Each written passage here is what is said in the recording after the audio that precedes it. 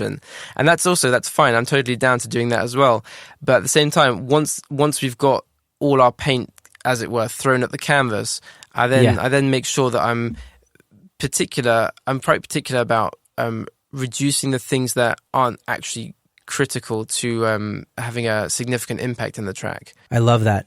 So I really think that reducing things is like a big key of improving your productions. I think a lot of people, and I've been so guilty of this in the past, of like just, adding another sample library and even doing the same part, like too many of the same different kinds of samples doing the same parts to kind of build a tone. Whereas sometimes you need to just, or usually you really need to just reduce stuff. Yeah, it can be really hard sometimes, especially when you've got like a bunch of sounds. They all sound wicked in solo, but then when you put them all together, it's like a disaster. And it happens quite a lot. It's happened to me a lot.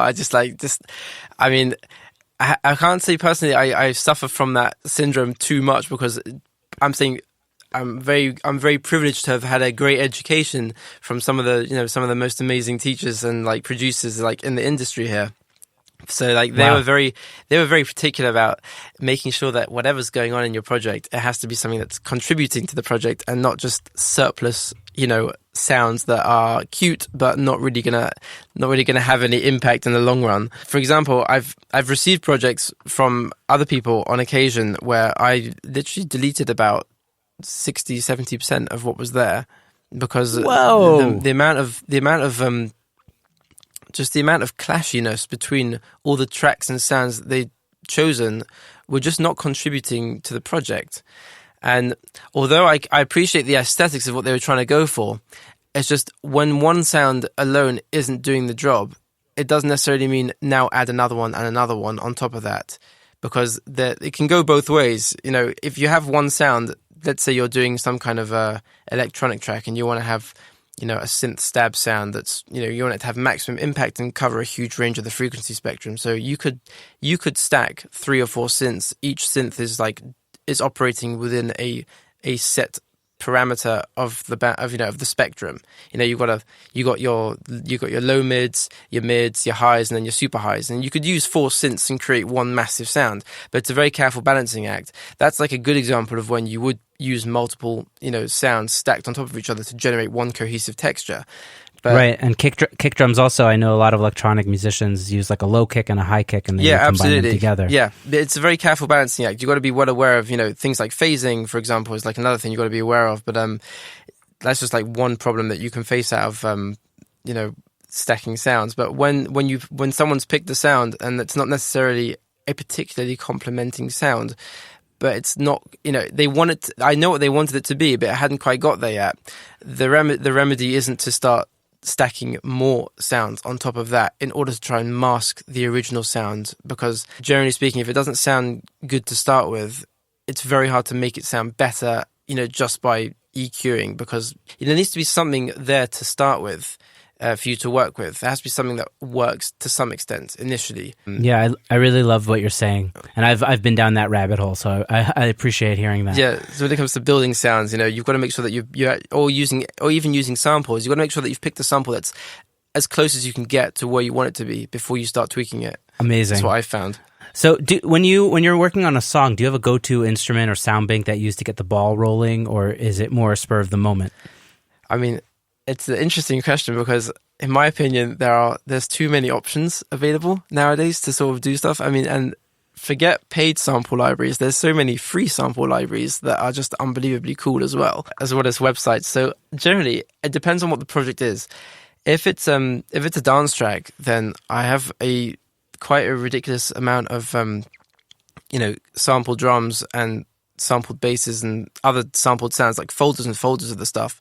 And I'm saying I'll need to have a heading on what genre they're looking for, so I don't start putting up, a hardstyle kick for, a techno track. I'll pick sounds from whatever I think would be the quickest way to start something happening. That tends to be what I do. For the most part, like, I use a piano because that's my first instrument. I started piano, so piano is my basis. It's my go-to. Even my dance music, I start on piano always. Do you have a favorite piano sampler? I like using Native Instruments, the Grandeur. Yeah, that's pretty standard piano for me to go to. I don't have a huge collection of piano libraries, to be honest. You know, there's just the ones that come with completes. You know, there's like the Gentleman and the Maverick, and a few others. But like, even if I'm not in if I'm not in my studio and not, you know, in front of the computer trying to ooze, I'll just sit on my actual piano outside. Oh, you have a real piano also. Yeah, I've got an acoustic piano. So a lot of the stuff that I write tends to have started out on just acoustic piano, because I sort of like the isolation but also the space, because like on the piano you're limited to just piano. But I'm saying even when I'm playing like a basic chord progression or composing, my mind's already, you know, thinking 10 steps ahead as to which synth I'm going to put it in and what sound I'd like to generate with that synth. Which is probably not like a lot of people operate, because a lot of people, they'll put up presets and start tweaking presets, which is what I sometimes do as well. But generally, the way I tend to think is like, I already have some kind of foresight, as it were. I have some kind of image in my head of what I want it to be like. So I already have a direction when I'm forming the idea. But obviously, sometimes things change. Because you often make mistakes when you're tweaking, you know, parameters on synthesizers, and then you create all sorts of weird and wonderful things by accident, which you then want to use. But it sounds like the limitation of the acoustic piano just sitting there is a great way to just kind of flesh out an idea. For me, it's a good way to tap into, like, you know, starting a concept. But then I'll pretty soon I'll move away from the piano, you know, after a short amount of time, and I'll just open Massive. And just start working in there. But like saying, as far as forming ideas, I tend to stick with the piano for most of it. But at the same time, if it's orchestral, for example, then obviously I wouldn't necessarily start on piano, because you can't really imitate the delicate articulations you can get with a string section. So I rely heavily on a lot of very good sample libraries that I use on a regular basis. Even in the dance music stuff, I use a lot of orchestral sample libraries, because I like the texture and blend of organic and electronic. And I think, as I was told I've heard this a number of times, but I've heard it from my teachers as well, when you combine the electronic elements with organic textures, it actually becomes more tangible for humans to listen to, because it's not completely synthetic at that point. You've included an element which is very relatable to what we know, to what we're familiar with hearing.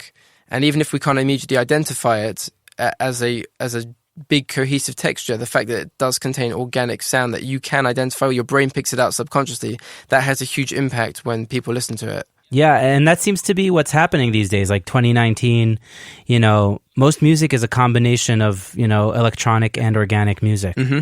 Absolutely. I think it's incredible. I haven't been that deep set into the world of music production for that long. I've only been doing this as a job for about 4 or 5 years so far. I think I've encountered lots of different artists and lots of different styles of music in that time, which is amazing for me, because it's definitely bashed me into shape when it comes to dealing with artists and genres who I've never encountered before, and it would probably be somewhat unfamiliar or unsettling to most people if you have to suddenly produce a song in a genre that you've never really listened to or dealt with. But at the same time, I find it's incredible now where music has been moving, especially in the electronic music world, because that in itself has come so far in the last 15 years. Anyway, yeah. Totally. I think it's a great time to be in the music industry on many levels. When I was, starting out, I don't think it was nearly as good a time. Like, I'm talking like 10 years ago, 9 years ago. It was a different stage back then. Anyways, we don't have to get into that. So take us on a tour. Take us on a tour through the creation of a typical song. Like, chronologically, how does it come together? I don't know how. I'm saying I know everyone is different in this department, but for me, it seems to vary almost every time that I start creating a new track. So an example, typically what would happen is that I'll have some sort of idea in my head, and then I will translate that onto a piano, and then I'll move to the computer, and I'll probably start off with making a chord progression, and then after I've got some kind of basic chord progression happening, I'll then go into drums and a bass line. Because typically the meat and potatoes of a song is like really the drums and the bass. And those are pretty much the fundamentals of any song.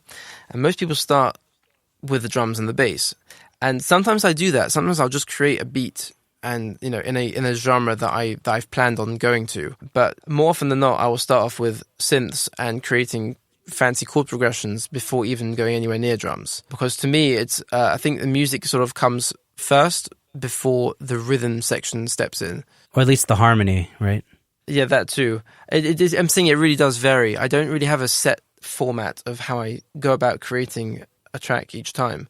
And even with artists as well, who I work with, it can also take that approach. Sometimes, they'll be like, I want a house track. And I'll be like, okay, fine, let's just get a house beat going. And I'll spend ages getting a solid drum track down. Then I'll look at making a bass.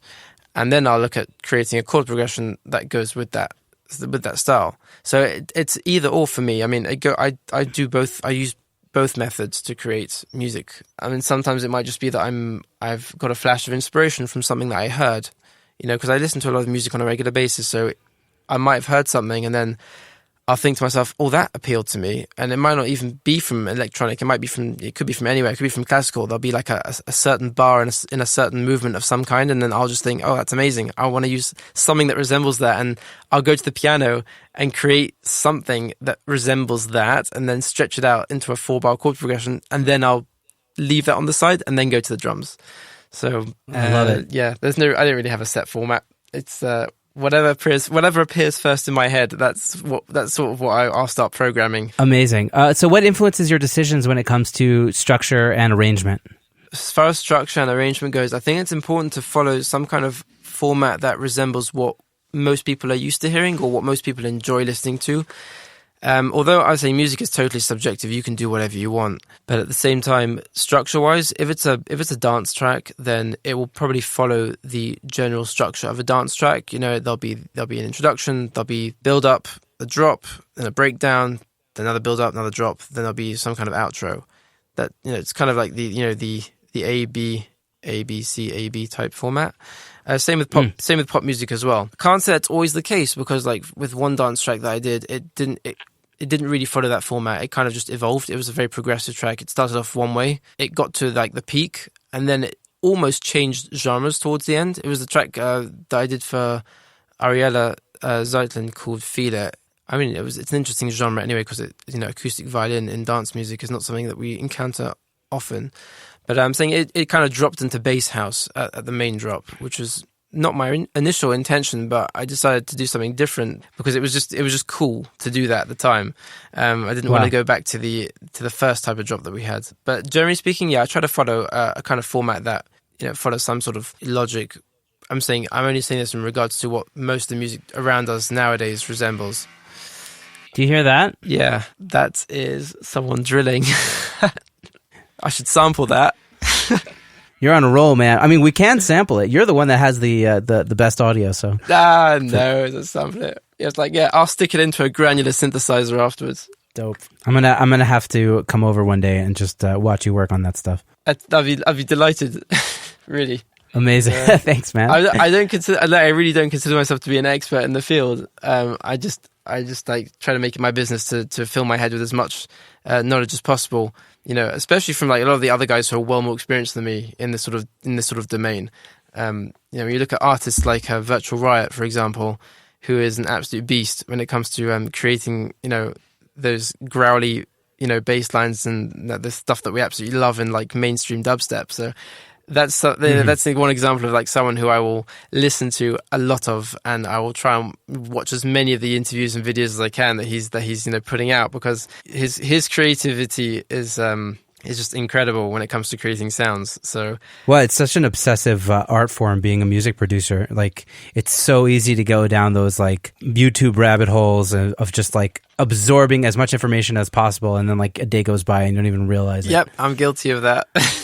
Oh, baby, so am I. It's fantastic. I think we all are. You don't feel that you've wasted any time though, because you come out with a head filled with so many cool ideas, and like you've just learned what a new parameter does on the synth, and you're like, I'm going to use this in every project now. Yeah. I mean, if you're putting it to use, then it is amazing. I think a lot of young producers go on YouTube and they watch and they watch and they watch and they don't always implement it. Yeah. And those that do implement it go far. Because it's like you got to do also, right? It's important to learn, but it's more important to do, I think. Yeah, I definitely think you're incurring a loss if you don't take the tools that you've managed to gather and actually implement them into your production. Then what's the point? Exactly. I wouldn't say that, obviously a lot of the stuff that I have watched, I wouldn't necessarily implement on a regular basis, because I have to admit, a lot of the creation a lot of the sound creation and sound design that many of these artists put in, it's very time consuming because it's not literally, it's not tweaking 3 or 4 parameters and that's it.